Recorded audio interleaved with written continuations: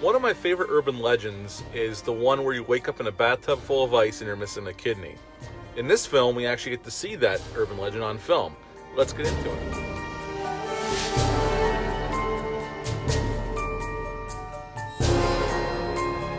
Hey, welcome back to my channel. Today we're going to talk about Urban Legends Final Cut, the sequel to the hit movie Urban Legend from 1998. Urban Legends Final Cut came out 2 years later, September 22nd of 2000. I saw this in the theaters opening weekend. It's an hour and 39 minutes long. It's rated R, had a budget of $14 million, same as the first film. And upon release that September, it made 21 in America and 38.5 combined worldwide. So this movie did not make nowhere near as much as the original film. It still made a little bit of money, but it wasn't the big hit, and it got savaged by critics upon release. We'll get into it. We have a different director this time. Jamie Blanks did not come back for this film. He was working on Valentine, which came out the year after this. So John Ottman got a chance to direct his first feature film. John Ottman is mostly known for composing scores, and you can look at his credits. He's scored a lot of films over the years, and this was his first theatrical film. Jennifer Morrison's in this movie as Amy. She is our final girl. Matthew Davis plays two different characters, Trevor and Travis Stark. No relation to Tony Stark, at least I don't think. Hart Bochner is in this film as Professor Solomon at this film school they go to. And Hart Bochner was in Die Hard as Ellis. He was in Terror Train. And he also directed a few movies and some TV. He actually directed a college comedy called PCU that stars Jeremy Piven, Jon Favreau's in that film. If you've never David Spade's in that movie. If you've never seen it, check it out. It's a pretty funny movie. He directed that film as well, and he plays a professor at this film school. And Loretta Devine is back. She's one of our few returning characters from the original film, and she plays Reese once again, campus security. Joey Lawrence is Graham. He is one of the film students as well. Anthony Anderson's in this film as Stan, and he is a special makeup effects guy who goes to this film school. And I'll save the last cast member for later on in this review. Now, this film starts off on an airplane. Very reminiscent of the Tales from Twilight Zone episode Terror at 20,000 Feet. But these people are on a plane, and all of a sudden, this couple goes in the bathroom to have sex on an airplane, Mile High Club, and when they come out, or they see this message written on the mirror in the bathroom, and they go out, and there's a bunch of people stabbed to death. And here, there's a killer on the plane, and they go for the pilot, the front of the plane where the pilots are. They open the door, and both pilots are dead, and the woman's screaming obnoxiously, and all of a sudden we see this guy appear in the window, and here they're on a movie set. Here at this college, they are prepping their thesis films, and this is one of them by the one student, and we figure out right away that we're at a film school. I do love the setting. One of the positives up front, I love the setting of this film. The other positive is it takes place during winter. There's snow on the ground in some scenes. I really like that. I like the film school setting, and they do play with these kids are aware of what happened at the other college from the first film, and it comes up during the film because Jennifer Morrison's character Amy. Well, let's get into that. Matthew Davis plays Travis. He is a student, and he's considered the next Spielberg. Everybody thinks he's very talented, and he's going to go on to a long career in Hollywood. Well, his film gets not the grade he is expecting, and a day later he kills himself in the clock tower on campus, supposedly. Shoots himself. And Amy had come up with an idea for her thesis film, a film based on urban legends. After speaking to Reese one night, she gives her a ride home. She sees her walking home from the library late at night, and she tells her in a roundabout way, about what happened at the college she used to work at and how the college tried to cover it up, and she got fired, and the only job she can get is working at this college as a temp security guard. And this germinates up an idea in her head about making a movie about urban legends, a horror film. And she finds out about Travis killing himself, but at the little memorial they have, she sees Trevor and her twin brothers. So yes, they use that click where there's a twin brother. I don't know why. It serves no purpose. It's one of the whatever. This movie is a lot of missed opportunities for sure, but we'll get into that a little bit. And she starts putting together a cast and crew to shoot her film, and they start shooting, and people start dying. In not the greatest of ways. Now, The best scene in the whole film, like I said at my intro video, intro part of this video, is there's a scene at a bar, and this is before Travis kills himself. He's with a girl, and they're having a few drinks, and he leaves her, says he has to go start editing, and she's getting ready to go to the airport and get on a plane and go somewhere. I can't remember what she says.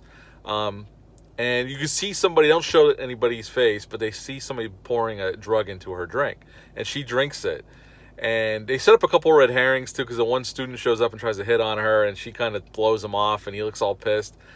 And she goes to the coat closet, and somebody abducts her. She wakes up in a bathtub full of ice, and her kidney is sitting on a table next to the bathtub.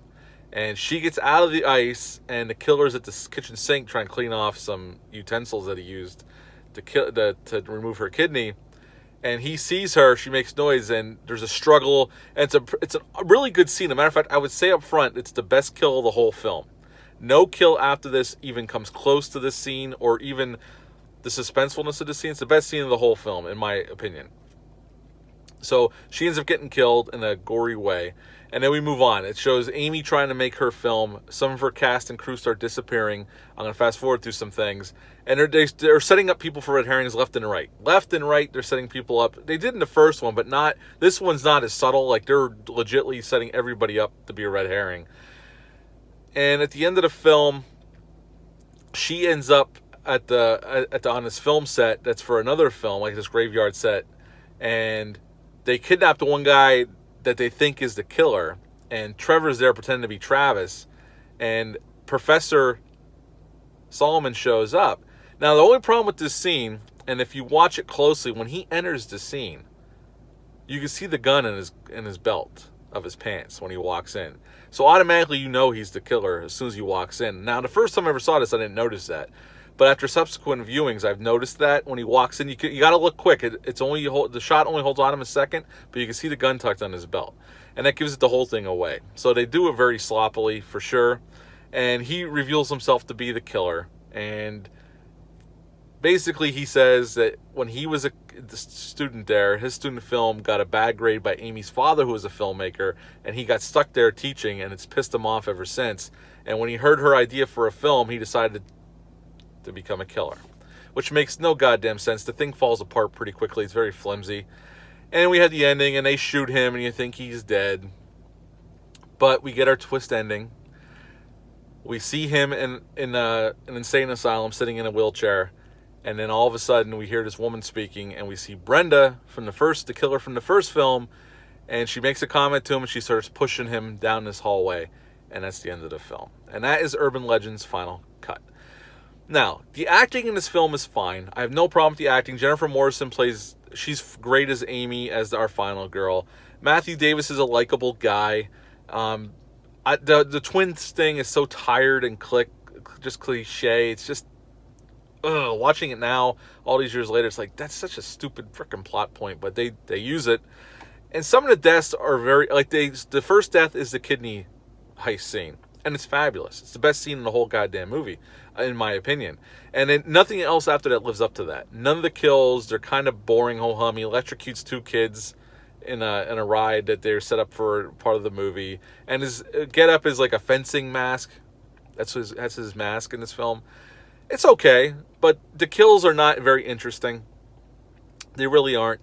It is gorier. They upped the gore factor in this film, for sure, compared to the first film. But overall, it's a very sloppy movie. It's competently made. It looks fine. I mean, John Ottman it doesn't look like shit. It looks okay. It looks pretty good, but it's nothing special. There's none of that Jamie Blank's, the way he shot the first film definitely gave it a creepy factor. There's no creepiness in this film. I like the setting, the film school thing. It's fine. The acting's good, but overall, it's very lacking. It's definitely a couple steps down from the first film. I would give Urban Legend's final cut a 6 out of 10. You can sit down and have a good enough time with it. It moves pretty quick, but it's not as good as the original film. And a matter of fact, my favorite scene, which is the kidney heist scene, that was shot later, after they were done wrapping filming. The producers realized they needed a kill earlier in the film, so they came up with that scene and shot it in L.A. They shot this up in Toronto again, like they did the first film, and they shot that scene later. So that scene almost wasn't even in the movie. If it wasn't for somebody saying, you know what, we need to punch this up a little bit and put a kill in here. If it wasn't for that, that would take points off this film if that scene wasn't in there. I'm giving this a 6 out of 10 because of that scene. Because I like that scene a lot. The ending of the film, the reveal of the killer, like I said, his excuse for why he's killing people is just dumb as hell. But overall, again, you can still have a good time with it. It's a slasher film. You can have fun. It's gorier than the first one, so if you like gore, it's definitely ups that factor. 6 out of 10 for Urban Legends Final Cut. Have you ever seen the sequel? Leave a comment down below. Let me know. Hit the thumbs up. Hit the subscribe button. Share this video. I greatly appreciate it. I'll be back next week with Halloween 4, 5, and 6. I'm going to do the unofficial Thorn trilogy of the Halloween series. And that's what's coming up next, folks. So I hope you all have a great weekend, and I'll be back soon. Thanks. Bye.